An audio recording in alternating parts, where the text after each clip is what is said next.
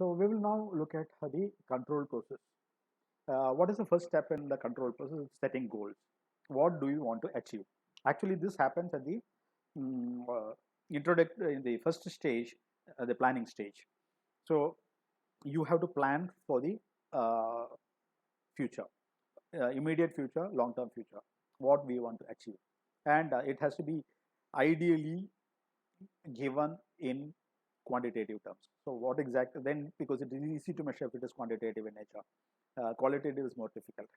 So you have to set objectives. So it has to be like we say, it has to be smart, which is specific, measurable, attainable, relevant, and time bound. Because when you are setting goals, the time also has to be mentioned. Within what period you have to achieve those goals. It has to be smart. It has to be achievable. It has to be relevant, and it has to be measurable. That is very important. That is where we talk about quantitative. So this is the first step. You're setting goals. What do we want to achieve? Second step is measure performance. What is happening? You have already started doing it. You have implemented lot of things. So what is happening? You have to measure it. Whether you are doing things, whatever you're doing things is right. If you want to know that, you have to find out what you are actually doing. Third step is evaluate performance. Why is it happening? You have measured the performance, what is happening, and you find that there is a gap. You analyze, when you measure the performance, what you do is you analyze the data that you get. Once you analyze the data, you have an idea as to why is there a gap or not.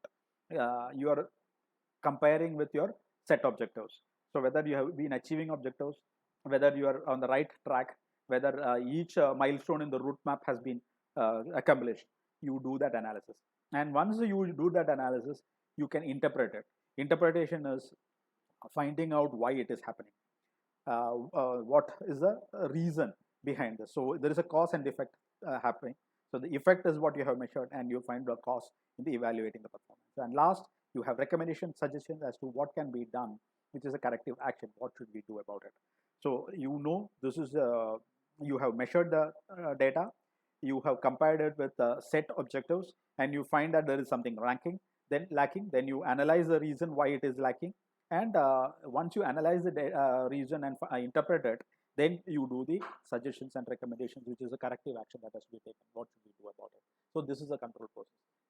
4 steps in it: set goals, what do you want to achieve; measure performance, what is happening; evaluate performance, why is it happening; and corrective action, what should we do about it. Now we come to the four types of control that we were talking about. Marketing control is about, there are four kinds of control we generally talk about, which is annual plan control, profitability control, efficiency control, and strategic control. Now we look at, like I said in the previous video, the responsibility for each lie with different people. If you look at annual plan control, the responsibility lies at top management and middle management. Here what happens is middle management, maybe along with the top management, set certain plans for the year, and they will set targets. So either the middle management does it and gets clearance from the top management, or they sit together and plan it out, and ultimately they come to a conclusion saying that this is what we want to achieve for the year. So it's the top management and middle management decision. Then once that is set up, the purpose of control is to examine whether the planned results are being achieved. So the purpose of control is to find out whether this results that have been planned are being achieved or not. And the approaches is things like sales analysis. You have set the sales figures as this. So you are looking at a particular growth maybe, or volume sales or value sales.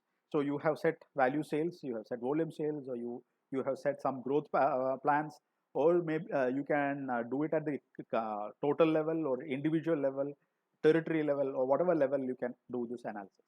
Then market share analysis.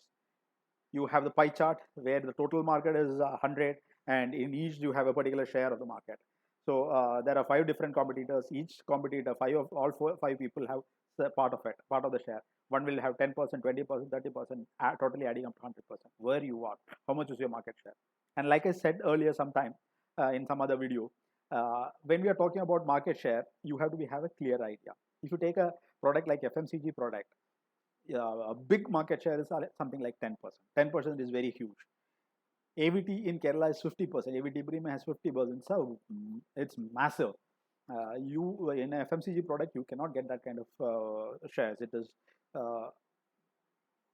truly mind-boggling. So that is what when we are talking about market share, you should have an idea what kind of market share is a good share.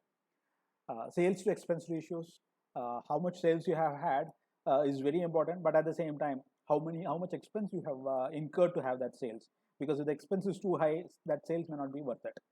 So sales to expense ratios is something that again you check out in during plan control. So you are analyzing the market, you are analyzing the sales, you are analyzing the total market sales, you are analyzing the expense that is being incurred. Then financial analysis, the total analysis of your financial data that has come in.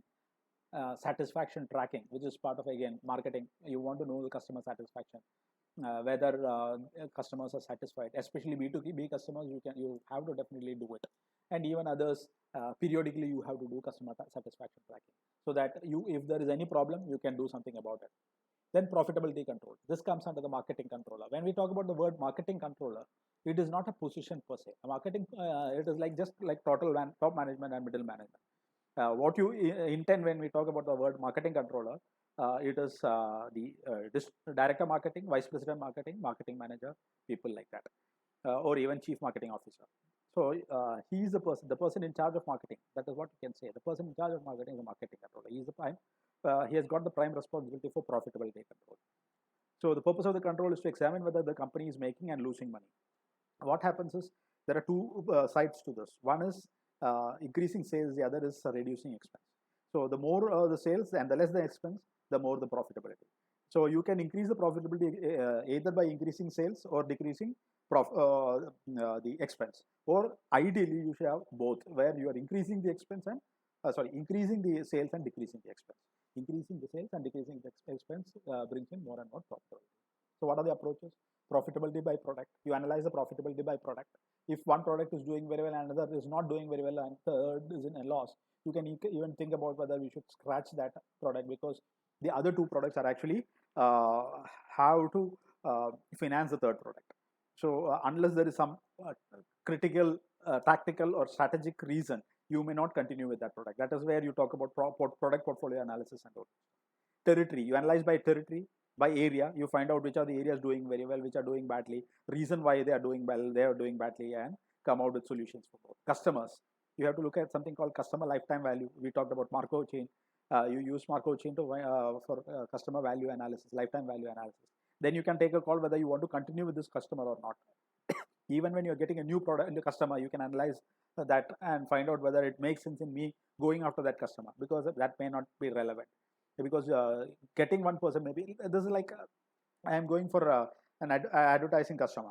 I am an ad agency, and I am getting doing a pitch for a client.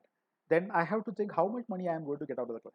If I am getting 3 lakhs, what happens is a client who is spending 30,000, 3 lakhs, or 3 crores every year, the kind of effort that you have to put in, the effort that your team has to put in, the time that they're spending will be almost similar. It is not that 30,000 customer expect less, or you have to spend less time with them. You may have to spend equal time with them, because for example, you are giving one advertisement, the other you may be giving only 2 advertisements. Still, what happens is you are getting 10 times this thing, because the value is higher. So many companies, advertising agencies decide that I will not go for a customer which has got less than so much billing, because it doesn't make sense. You have to take the same responsibility, you have to take the same pressure and the kind of stress involved in it. So you decide that. That is again an analysis that you are doing, profitability analysis that you are doing. Certain segments, similar to customer, certain segments you may decide to go for or not go for. Maybe I am into food products. I may decide not to go for institutional sales, only for individual sales. Or I may say that, oh no, I will go only for bulk, and I will go only for institutional and not for household. Trade channel. You can decide that I will not go for direct marketing. I will go direct channels. Only I will go through indirect channels to retailers, wholesalers, and distributors. Or I may say that I will go only through online. So I am going direct. And the last one is order size. You can decide again per order. I will look at only these kind of orders for my company. So these are all profitability control measures or approaches. The responsibility, like I said, is marketing controller. It is to examine whether the company is making and losing. So we have looked at annual plan control and profitability control.